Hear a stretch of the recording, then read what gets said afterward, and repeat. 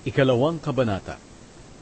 May isang tao mula sa lahi ni Levi na nakapag-asawa ng isang babae na galing din sa lahi ni Levi. Hindi nagtagal, nagbuntis ang babae at nanganak ng isang lalaki. Nang makita niyang malusog ang sanggol, itinago niya ito sa loob ng 3 buwan. Pero nang hindi na niya maitago ang sanggol, kumuha siya ng basket na gawa sa halaman ng papyrus at pinahiran ng alkitran. Pagkatapos, inilagay niya ang sanggol sa basket at pinalutang sa tubig sa tabi ng matataas na damo sa pampang ng ilog ng Nilo. Nakatayo naman sa di kalayuan ang kapatid na babae ng sanggol para tingnan kung ano ang mangyayari rito. Ngayon lumusong ang anak na babae ng Faraon sa ilog ng Nilo para maligo. Habang naliligo ang prinsesa, ang mga utusang babae naman niya ay naglalakad-lakad sa pampang. Nakita ng prinsesa ang basket sa matataas na damo, kaya ipinakuha niya ito sa isa sa kaniyang mga utusan. Binuksan niya ang basket at nakita ang umiiyak na sanggol, kaya naawa siya rito. Sinabi niya, isa ito sa mga sanggol ng mga Hebreyo. Pagkatapos, lumapit ang kapatid na babae ng sanggol sa prinsesa at nagtanong, gusto niyo po bang ikuha ko kayo ng isang babaeng Hebreyo na magpapasuso at mag-aalaga sa sanggol para sa inyo? Sumagot ang prinsesa, sige. Kaya umalis ang kapatid ng sanggol at pinuntahan ang kanilang ina at dinala sa prinsesa. Sinabi ng prinsesa sa ina ng bata, dalhin mo ang sanggol na ito at pasusuhin para sa akin. Alagaan mo siya at babayaran kita. Kaya kinuha niya ang sanggol at inalagaan. Nang lumaki na ang sanggol, dinala siya ng kanyang ina sa prinsesa at itinuring siya ng prinsesa bilang tunay niyang anak. Pinangalanan ng prinsesa ang bata na Moises dahil sinabi niya, kinuha ko siya sa tubig. Tumakas si Moises papuntang Midian. Isang araw, nang binata na si Moises, pumunta siya sa mga kadugo niya at nakita niya kung paano sila pinapahirapan. Nakita niya ang isang Ehipsyo na hinahagupit ang isang Hebreyo na kadugo niya.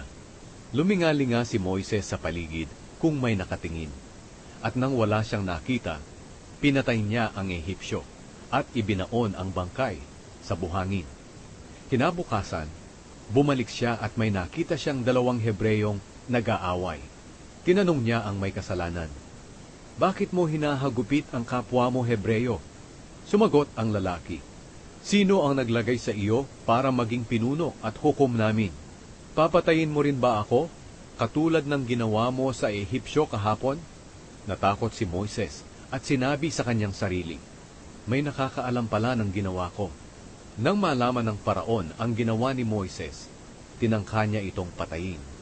Pero tumakas si Moises papuntang Midian para roon manirahan. Pagdating niya sa Midian, naupo siya sa gilid ng balon. Ngayon dumating naman ang 7 anak na babae ng pari ng Midian para umigib at painumin ang mga alagang hayop ng kanilang ama. May dumating doon na mga pastol at pinapaalis nila ang mga babae at ang kanilang mga hayop. Pero tinulungan ni Moises ang mga babaeng anak ng pari at pinainom pa niya ang mga alaga nilang hayop. Pag-uwi ng mga babae sa ama nilang si Reuel, tinanong niya sila, bakit parang napaaga ang pag-uwi nyo? Sumagot sila, may isang Ehipsyo po na tumulong sa amin laban sa mga pastol. Ipinag-igib niya kami ng tubig at pinainom ang aming mga hayop. Nagtanong ang kanilang ama, nasaan na siya? Bakit ninyo siya iniwan? Tawagin ninyo siya at anyayahang kumain. Tinanggap ni Moises ang paanyaya at pumayag siyang doon na tumira sa bahay ni Reuel.